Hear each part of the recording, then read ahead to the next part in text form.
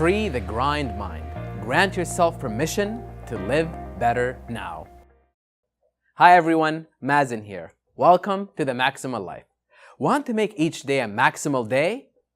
Every evening at the stroke of midnight, exactly 1,440 minutes are deposited into your personal time account.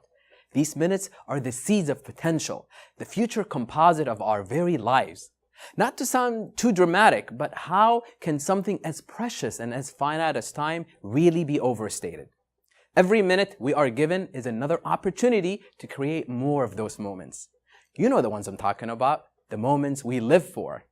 The first time I saw my wife, well, actually I heard her voice. Before I turned around to see her, we were in friends gathering, and her laugh caught my attention.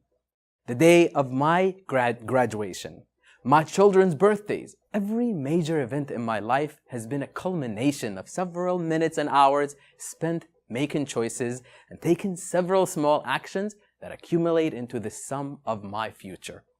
Every minute of every day, we are creating our lives. Sometimes that can seem like a lot of pressure, almost as though time is slipping through our fingers and we should be working every minute of every day if we ever want to get ahead. Ahead of what? Ahead of our competitors? Ahead of our finances? Ahead of our schedules? So that we can finally reach a point where we can slow down and enjoy our lives and spend more time with our families? Sound familiar? Who's making these rules that say there is not enough time, there's not enough success to go around, there's only one way to get ahead?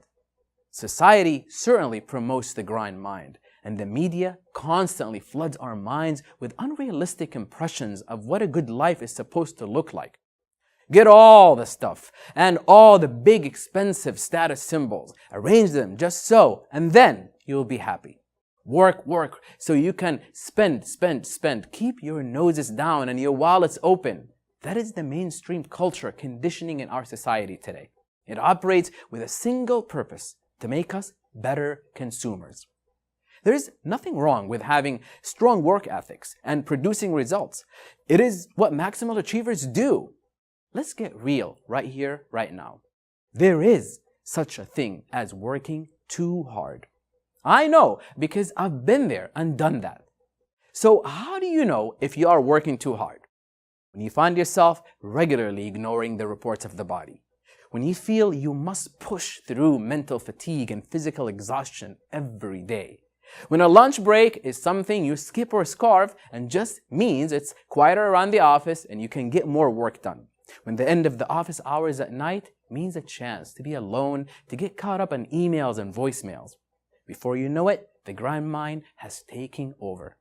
And while it does have its appeal, and it can be quite a rush, there is a price to pay for ignoring the reports of the body. Focusing all our energy and spending all of our minutes at work can yield work-related benefits. More titles, more deals, more money, and more work. Now, more money is cool, and it is nice to have.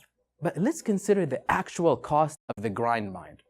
The tricky part about the grind mind is that we are usually not just doing it for ourselves. Much of our labor is a labor of love. We have spouses and significant others we want to make proud. We have children that we want to provide bright future for. We have parents, we want them to have access to good health care.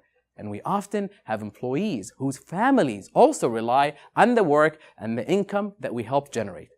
But here's the truth.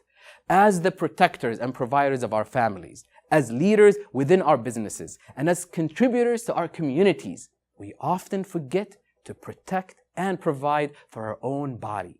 We forget to take care of ourselves until it's too late. Until we're forced to take those long overdue breaks, all at once, due to illness or injury. Imagine this. You're driving down the highway at night, and the needle on your fuel gauge is dipping and hovering on empty. You are extremely focused on reaching your destination. Nothing seems to be more important. Out of the corner of your eye, you notice a red warning light and it's blinking, but you pass and you press the gas pedal down a little further. You see a sign for the next exit. There is a gas station. The exit approaches and you blew right past it. You just cannot stop and you have to keep going. Another exit approaches. The last chance to pull over for 100 miles. The red light on the dash blinks faster now and is joined by an occasional beeping sound. You can feel the car handling differently, but you just keep driving and don't stop. You have to keep moving. You cannot afford to lose momentum. What is going to happen? You get about 10 miles past the final exit and you find yourself stranded along a dark stretch of road with smoke bellowing from under the hood. Now, obviously, we would never do such a thing. It makes no sense. We realize that the time we've lost waiting to get our car back on the road after a breakdown far outweighs the time it takes to pull over and refuel. We see further down the road than just right in front of us. In order to make it to our destination at all, we have to make sure our vehicle has what it needs to travel the distance. We wouldn't ignore the report from our car telling us that something is about to go wrong. So why do we, as a culture, so often get conditioned to ignore the reports of the body? A car is a valuable asset, and we rely on it to run properly. It would be a terrible investment to purchase a nice vehicle and then not maintain it. I'm sure you can see where I'm going with this. So I'm just going to come right out and say it. Your value to your family, your business, and your community is greatly depleted when you are exhausted and already running on fumes before you ever get around to meeting your own basic well-being needs. Do this for days and you'll feel grim. Do this for weeks and you'll feel fatigue and exhaustion.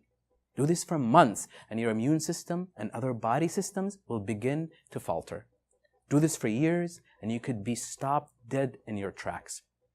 It is not the easiest truth to accept, but deep down we all know it's the truth. Why wait until something goes wrong? Maximal Achiever Robert Ingersoll observed this, and he said, "In nature, there are neither rewards nor punishments. There are consequences." You are your most valuable asset, and you are your wisest investment. A recent study revealed that Americans are 50% more likely to take a sick pet to the vet than they are to make an appointment for themselves to see a doctor. I love pets just as much as the next guy, but isn't the well-being of my entire family are more reliant upon my own health and longevity? We would never expect someone we care about to go without rest, never letting up, and never having fun. Ask anyone close to you, or ask your loved ones, and they will tell you they feel the same. They would rather you were taking care of yourself so they can enjoy having you in their lives for as long as humanly possible. The best favor you can do for everyone who loves you and relies on you is to remember that you are the most valuable asset and give yourself permission to prioritize your health. Maximal achievers are still human after all. When we do not get enough nourishment, care, and rest, we get sick, tired, and unfocused. When we do not get enough connection with our loved ones, we get lonely, irritable, and reactionary.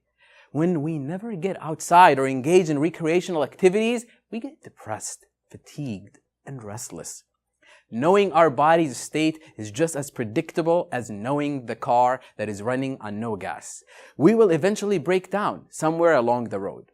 Everything we do requires energy. Energy is the antidote for finding all of our solutions, for securing our futures, for enjoying our families, for participating in all of our communities. Time may be finite, but energy can be harnessed, replenished, and invested intentionally toward whatever we choose. Let's invest our energy in the actions that make us our maximal selves. The minutes of our lives present themselves one after another, and the value of those minutes are directly proportional to the quality of the energy we bring to the moment. The energy we get from excessive caffeine, sugar, and stress hormones flooding our systems isn't true energy. We quickly go into an energy debt when we rely on chemicals to mask our symptoms of fatigue and mental exhaustion. These debts will eventually need to be repaid, and usually with interest. We do not need to create illness or burnout just to give ourselves an excuse to take care of our energy debts. There is a better way. We do not need an excuse to take care of ourselves. We need permission from ourselves to make our physical, mental, emotional, and spiritual well-being a priority. Want more energy now? Here is how. See if these sound good to you. Nourishment, hydration. a breath of fresh air to clear the mind, a bit of exercise to release tension and relax the body, an honest conversation with a trusted friend to settle emotions, a fun night out to regain perspective. These are all simple, positive inputs we need to free ourselves from the grind mind and to energize our lives with positivity. Every report of the body has one goal: to create more energy. Why? Because whatever challenge, whatever antagonist, whatever time suck we are facing, energy is the antidote. So how do we make sure we are taking the time to read the reports from our body? Well, first and foremost, we simply give ourselves permission. That's right. As with many of the steps that lead us towards our maximal life, the key to reading and meeting the needs of the body begins with a shift in mindset. Now, we know time affluence is a perception. We have the power to choose our priorities minute by minute. Maximal achievers play the long game. We can see further down the road, far past our desks and miles from our inboxes. We plan on being fully capable of enjoying the benefits of all our dedicated work. The maximal life is for the living. We assume fully the responsibility of our own greatness when we grant ourselves permission to be human, and the dedication to the daily minutes necessary to prioritize self-care. You see, I almost want to refrain from using the term self-care. Self-care is one of those terms that gets saturated by the media and thrown around far too casually. Self-care isn't eating whatever you want, doing whatever you feel like, and buying all the things that advertisements are trying to sell you. Let's instead focus on a new concept: self-permission. This is a gradual process, so we cannot underestimate the major positive difference that an accumulation of small steps can make. Maximal achievers play the long game. The key element to practicing self-permission begins with accepting that it might feel uncomfortable at first. We become accustomed to running on autopilot, robotically completing task after task without ever checking in with ourselves.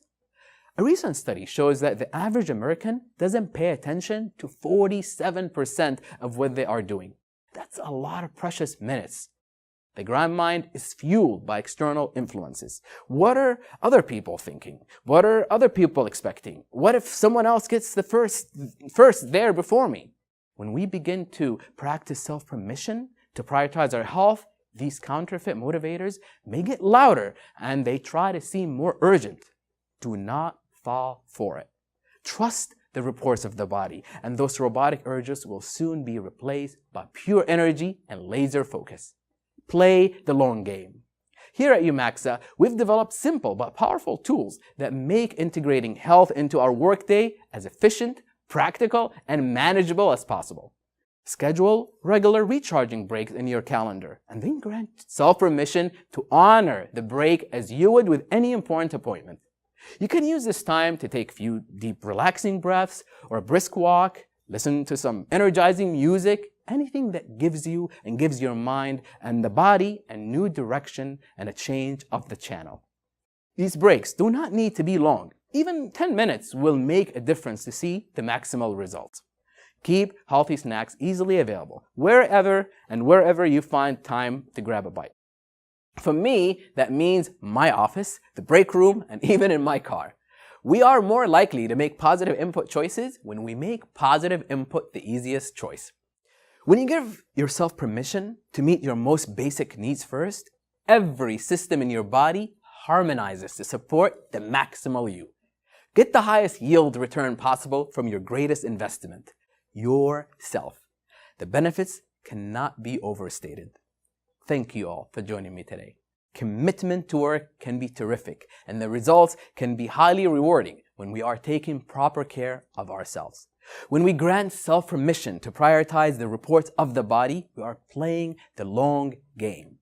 For the price of just a few minutes a day, we stand to gain years of living the maximal life. If you like what you have seen and heard, please subscribe.